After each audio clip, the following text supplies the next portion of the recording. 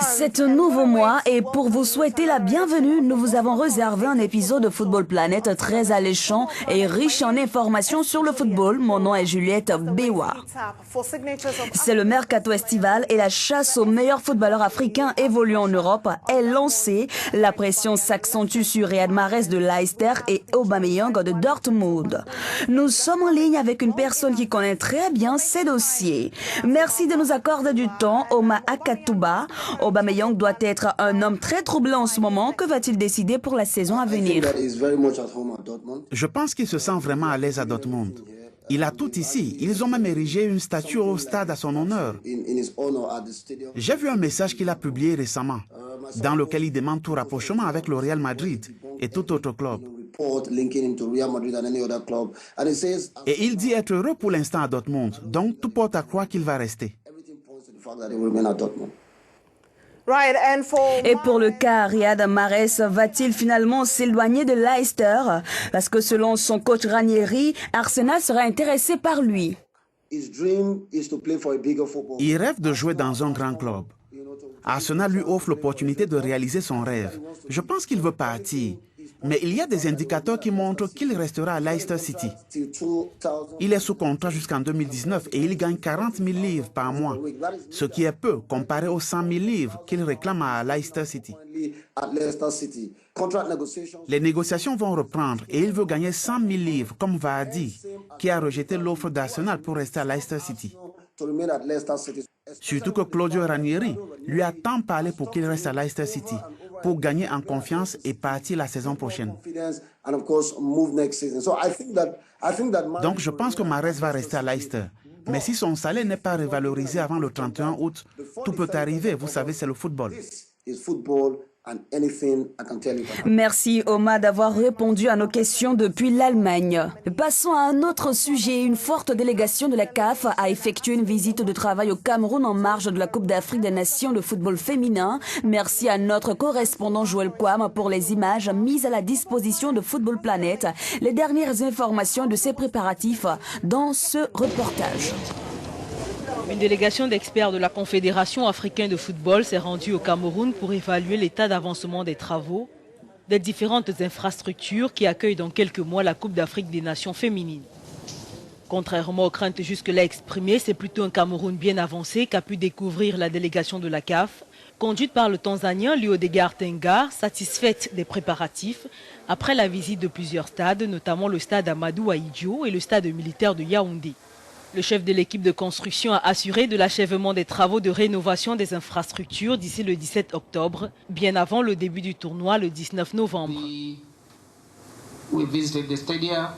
On a visité le stade, les stades d'entraînement, les hôtels, de très beaux hôtels. Le travail continue et pour nous, l'objectif était de nous convaincre que le jour du lancement du tournoi, tout sera parfait et OK. C'est fait. On n'a plus de doute qu'il n'y aura pas de terrain d'entraînement sur ces terrains. On a vu le gazon, du bon et importé d'Europe. Et des personnes sont en train d'en prendre soin. La Coupe d'Afrique des Nations 2016 sera la 12e édition de ce tournoi biennal, au cours duquel 8 équipes africaines seront mises en compétition.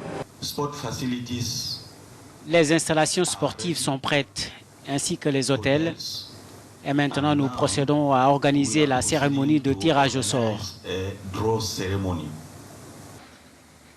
Le Cameroun accueillera également la 32e édition de la CAN masculine en 2019. Intéressons-nous à présent à cette compétition olympique de football et lançons le débat avec le coach de la sélection sud-africaine des moins de 23 ans. Nous parlons avec lui de ses attentes à cette compétition qui démarre dans peu de jours.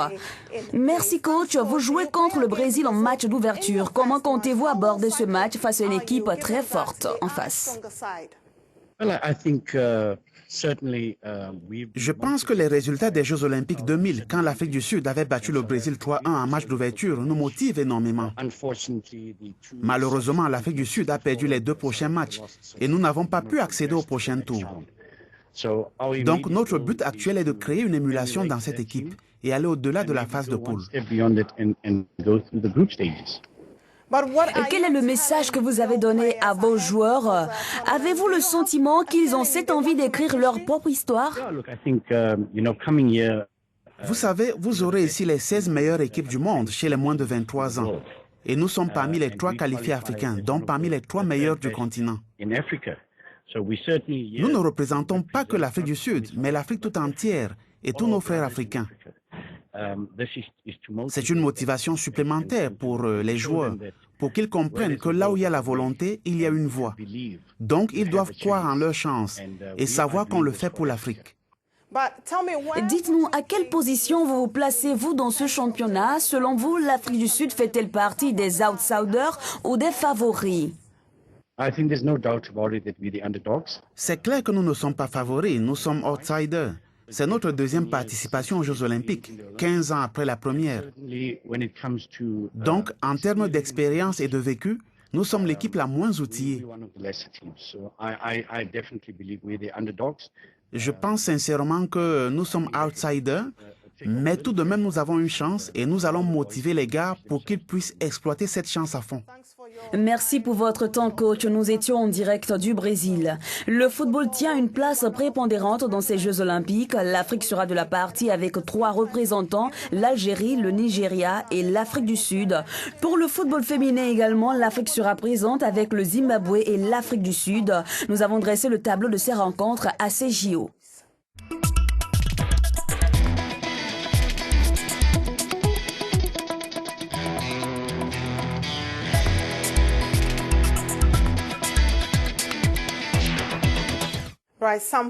Quelques supporters ont exprimé leur avis sur les chances de leur sélection africaine qui participeront à ces JO.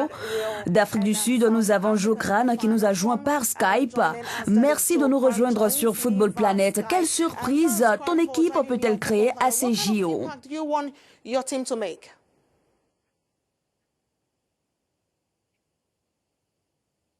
Oui, je pense que l'équipe promet, elle peut jouer les premiers rôles.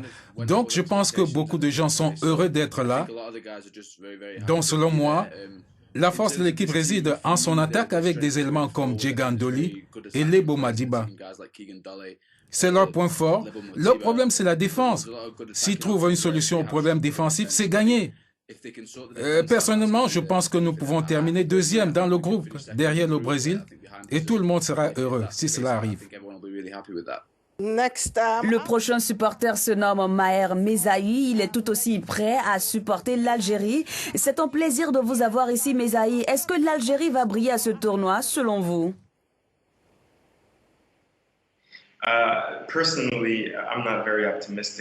Personnellement, je ne suis pas très optimiste, simplement parce que la fédération n'a pas été en mesure de convaincre grand monde. Elle n'a pas réussi à convaincre des vedettes de l'équipe d'Algérie comme Riyad Mahrez, Islam Slimani, afin qu'ils aillent au Brésil pour renforcer l'équipe. Face au Portugal, nous ne sommes pas au point du fait du manque de meneurs de jeu. Donc, je pense que ça va être un peu plus difficile face à l'Argentine ou au Portugal. Merci pour votre temps. Oluwatosin Akenika est fier de supporter le Nigeria.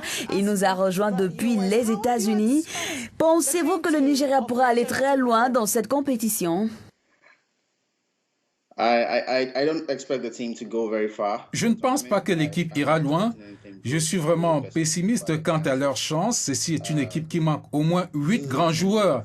Il nous manque Alex Iwobi d'Arsenal, Odion Ighalo de Watford, Kelechi Iheanacho de Manchester City. Ces joueurs des grandes équipes en Europe. Mais si vous regardez l'équipe avec Obi Mikel, eh bien ce n'est plus le même Obi de 2005. Il en est de même de 2 autres joueurs venant de grands clubs en Europe.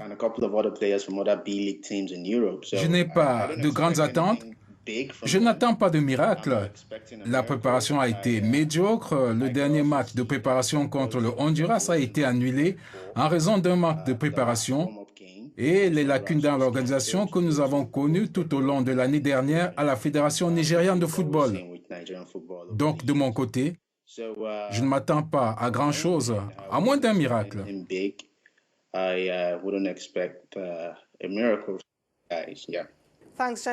Merci à vous, messieurs, d'avoir participé à Football Planet. Comme toujours, c'est un énorme plaisir de vous présenter cette émission. Merci d'être restés en notre compagnie.